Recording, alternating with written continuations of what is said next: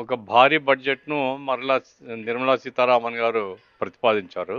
సైజ్‌లో భారీ ఉంది తప్ప సారాంశంలో భారీ ఏం లేదు. నిన్న మొన్న ఎకనామిక్ సర్వే వచ్చింది. ఫిబ్రవరి 1, 2026వ తేదీన వైభవోపేతంగా జరగనున్న శ్రీ గోపయ్య సమేత తిరుపతమ్మ అమ్మవారి కళ్యాణ మహోత్సవం ఎంతో కనుల పండుగగా జరగనున్న సందర్భంగా విచ్చేనున్న భక్తులకి ఇదే మా ఆహ్వానం. ఇట్లు కార్యనిర్వహణాధికారి శ్రీ శ్రీ గోపయ్య సమేత తిరుపతమ్మ అమ్మవారి దేవస్థానం, పెనుగంచిప్రోలు, ఎన్టీఆర్ జిల్లా.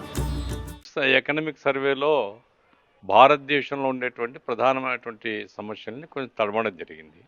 దాంట్లో ఏవైతే ఇప్పుడు ఉద్యోగిత పెంచాలి అని అనుకుంటున్నారో దానికి సంబంధించి స్కిల్స్ ఏదో డెవలప్ చేస్తామని చెప్తున్నారు తప్ప స్కిల్స్ డెవలప్ చేస్తే ఉద్యోగాలు కూడా కావాలి కదా. దానికి ప్రణాళిక ఏమిటి? ఖాళీ ఉండేటువంటి స్థానాలను భర్తీ చేస్తారా లేదా? ప్రభుత్వ రంగంలో ఏం చేస్తారు? వీటికి సంబంధించి ఎటువంటి ప్రశ్న లేదు. ప్రధానంగా ఏమంటే భారతదేశ ఆర్థిక వ్యవస్థ ఇప్పటికీ వ్యవసాయం మీద ఆధారపడింది. వ్యవసాయానికి ప్రోత్సాహకాలు ఇవ్వాలా అనేది డిమాండ్ ఉంది. అంతేకాకుండా గిట్టుబాటు ధరలు కావాలని రైతులు మొత్తం దేశవ్యాప్తంగా ఆందోళన చేస్తున్నారు. ఒక సంవత్సరం కాలం పాటు ఢిల్లీ చుట్టూ దిగ్బంధనం కూడా చేశారు.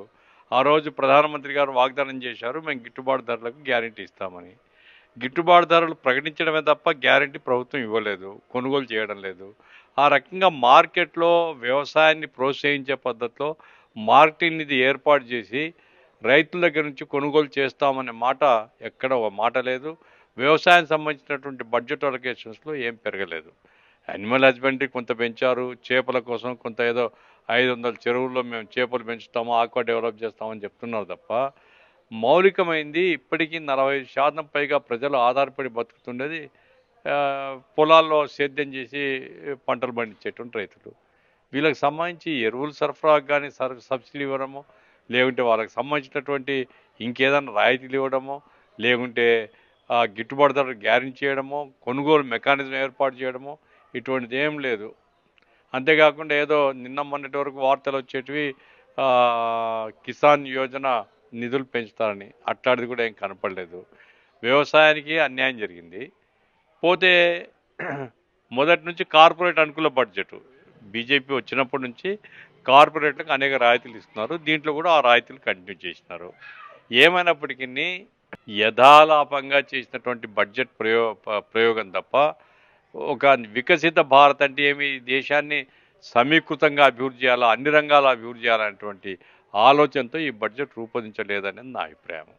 పోతే ఆంధ్రప్రదేశ్ సంబంధించినంత వరకు చాలా ఎక్స్పెక్ట్ చేస్తారు. ఎందుకంటే కూటమి ప్రభుత్వం వీళ్ళ మీదనే ఆధారపడింది. వీళ్ళు బలపరచకపోతే రేపు బడ్జెట్ కూడా ఆమోదం జరగదు. ఎందుకంటే పెట్టినారు, ఇప్పుడు ఆమోదం జరిగినా 21 మంది కీలకం. మరి అట్లాంటి చోట వీళ్ళు ఏం సాధిస్తారంటే ఏమీ లేదు. అమరావతికి ఏం లేదు. ప్రత్యేక హోదా ఇస్తామన్నారు, ప్రత్యేక హోదా ఇవ్వము అని తర్వాత చెప్పారు. ప్రత్యేక హోదా బదులు ప్రత్యేక ప్యాకేజ్ ఇచ్చి నష్టాన్ని భర్తీ చేస్తామన్నారు, అది లేదు. పోలవరానికి సంబంధించిన నిధులు పోలవరం పూర్తి చేస్తామనేటువంటి మాట అంటున్నారు తప్ప నిధుల కేటాయింపులు లేవు.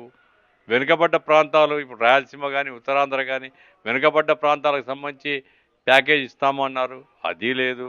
కాబట్టి ఆంధ్ర రాష్ట్రానికి కూడా మొండి చేయి బడ్జెట్ ఇది. మరి ఆంధ్ర రాష్ట్ర ప్రభుత్వం సీరియస్గా ఆలోచించుకోవాలి. బీజేపీని బలపరిచి ఇలా భుజాలు నొయ్యడం తప్ప రాష్ట్రానికి వచ్చే ప్రయోజనం లేదు. ఇప్పుడు అమరావతికి కూడా ఏదో అప్పు గతంలో ఇప్పించారు అంటే అప్పులతో ఆంధ్రప్రదేశ్ను ముంచడం తప్ప వీళ్ళ బాధ్యత కాదా? మరి అమరావతి వాళ్ళ మీద ఆధారపడిన ప్రభుత్వం మీద అన్నప్పుడు అమరావతి వరకైనా వాళ్ళు బాధ్యత తీసుకోవచ్చు కదా, లేదు. అందుకోసం ఏ రూపంలో చూసినా, రాష్ట్రం యొక్క ప్రయోజనాల దృష్ట్యా చూసినా, దేశంలో ఉండేటువంటి కష్టజీవులు రైతులు వీళ్ళ ప్రయోజనాల దృష్ట్యా చూసినా పెద్దగా ఈ బడ్జెట్లో చెప్పుకోవడానికి ఏం లేదు. పోయిన సంవత్సరం, అంత ముందు సంవత్సరం ఏ పద్ధతి అయితే కార్పొరేట్ల ఊడిగం చేసేటువంటి పద్ధతిలో ప్రభుత్వం ఉందో ఈ బడ్జెట్ కూడా వాళ్ళ కోసమే తయారు చేశారని. అంటే విదేశీ పర్యటనలు, విదేశీ విద్య ఇవన్నీ కూడా తగ్గించామని చెప్తున్నారు. ఇప్పుడు విదేశీ పర్యటనకు ఎంతమంది పోతారు? విదేశీ విద్య మంచిదే, పిల్లలు ఎవరైనా పోయి బయట చదువుకుంటే కొంత సహాయం చేయడం అనేది అది పెద్ద పాయింట్ కాదు కదా. దేశం యొక్క ప్రజల జీవనాన్ని మౌలికంగా మార్చేటువంటి ముఖ్యము. లేబర్ కోడ్స్ అమలు చేస్తామని చెప్తున్నారు. తర్వాత పిఎం అదేది జీ నిధులు మొత్తం మన రాష్ట్రం తగ్గిపోతున్నాయి. ఉపాధి హామీ పథకంలో మన రాష్ట్రానికి నిధులు తగ్గిపోతున్నాయి, పన్నులు తగ్గిపోతున్నాయి. కాబట్టి ప్రజల యొక్క జీవన ప్రమాణం ఇప్పుడు భారతదేశంలో బ్రదర్ చూడండి, ఇప్పుడు హైదరాబాద్లో 1,00,000 అపార్ట్మెంట్లు ఖాళీ ఉన్నాయి, కొనుగోలు చేసేవాళ్ళు లేడు. కర్నూలు లాంటి సిటీలో బిల్డర్ నెత్తి మీద గుడ్డేసుకున్నారు, ఎందుకంటే కొనుగోలు చేసే శక్తి లేదు. మీరు ఏ మార్కెట్ కన్నా పోండి, ఏ రిటైలర్ని అడగండి, ఏమి కొనేవాళ్ళు లేరు సార్, అమ్మకం లేదు. ఎందుకు లేదు అంటే ప్రజల జోబులో డబ్బులు లేవు. ప్రజల జోబులో డబ్బులు ఎట్లా వస్తాయి అంటే ఉపాధి పెంచడం, ఫండ్స్ గవర్నమెంట్ వైపు నుంచి వివిధ రంగాలకు కేటాయించడం, తద్వారా ప్రజల కొనుగోలు శక్తి పెంచే ప్రయత్నం చేయడం. అటువంటివి ఏం చేయకుండా ఇప్పుడు అదానికి సంవత్సరానికి 1,00,000 కోట్లు ఉంటుంది, ఇంకో 1,00,000 కోట్లు పెరుగుతాయి అనుకో, ఏంటి ప్రజలకు వచ్చేది? వారి ఆస్తి పెరుగుతాయి, వాడు ప్రపంచవ్యాప్తంగా కొల్లగొట్టే ధోరణి పెరుగుతుంది. కాబట్టి ప్రో కార్పొరేట్ బడ్జెట్లో ప్రజల యొక్క సమస్యల్ని పట్టించుకోరు. అదే భారతదేశంలో జరుగుతుంది. ప్రజల యొక్క ఆదాయాలు తగ్గిపోయే కొద్దీ ఆర్థిక వ్యవస్థ కుచించుకొని పోతుంది, ఆర్థిక వ్యవస్థలో పెరగడం ఉండదు. అది కామన్ సెన్స్ పాయింట్. మరి ఎందుకు వీళ్ళకి లేదో నాకు అర్థం కావడం లేదు. ప్రజల యొక్క ఆదాయ వనరుల్ని పెంచే ప్రయత్నం ఏమైనా చేస్తున్నారా? ఇప్పుడు కార్మికులకు ఇంతకుముందే వేతనాలు రాబోయే కాలంలో ఉండవు, ఎందుకంటే లేబర్ కోడ్స్ వచ్చేసినాయి. వ్యవసాయ కూలీలకు పనులు ఉండవు ఇంత ముందులాగా.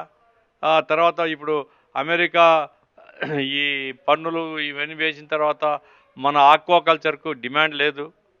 కాబట్టి ఇటువంటివన్నీ ఎట్లా డెవలప్ చేయాలా? వస్త్ర పరిశ్రమలకు ఏం రాయితీలు ఇవ్వాలా? విదేశీ పోటీకి తట్టుకునే పద్ధతిలో మన ఇండస్ట్రీని ఎట్లా తయారు చేసుకోవాలా? మన దేశంలో ప్రజల ఆదాయాన్ని పెంచడం ద్వారా దేశీయ మార్కెట్, ఎందుకంటే 140 కోట్ల జనాభా ఉన్నారు, మన జనం జోబులో డబ్బులుంటే మనం తయారు చేసే వస్తువులు మనమే కొనుక్కుంటాం. కాబట్టి ఆ రూపంలో ఒక అన్ని వైపులా అన్ని యాంగిల్స్లో ప్రజల యొక్క జీవన ప్రమాణాలు పెంచాలనేటువంటి ఆలోచన అయితే ఈ బడ్జెట్లో నాకు కనపడలేదు. అంటే ఒకవైపు బంగారం ధర 2 లక్షలు అవుతుంది, మరోసారి ఇంకోవైపు నిత్యావసర ధరల పరిస్థితి ఏంటి? నిత్యావసర వస్తువుల ధరలు పైకి ఏదో చెప్తున్నారు, మేము ద్రవ్యోల్బణాన్ని తగ్గించినామని. మీరు పోయి చూడండి, ఈ మార్కెట్కి పోండి, ఎక్కడ పోయినా కానీ ధరలు పెరుగుతున్నాయి, ప్రజలు ఫీల్ అవుతున్నారు. అంతే, నువ్వు ఆల్ ఇండియా మ్యాక్రో ఎకనామిక్ చూసి ద్రవ్యోల్బణం ఫిగర్స్ చూసి ద్రవ్యోల్బణం తగ్గించినామని మరి ధరలు ఎందుకు పెరుగుతున్నాయి? ఎందుకు డాలర్తో పోల్చుకున్న రూపాయి విలువ పడిపోయింది?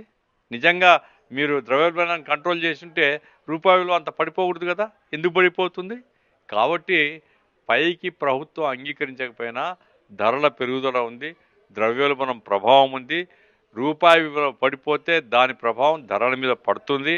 ఇవన్నీ గమనంలో పెట్టుకొని దాన్ని తగిన పద్ధతిలో జాగ్రత్తలు తీసుకునేటువంటి ముందు చూపు ఈ బడ్జెట్లో అయితే లేదు. Local to global news at your fingertips. మీ చేతిలో ఒక ఆయుధం, download raw TV app. Media legend Ravi Prakash is back.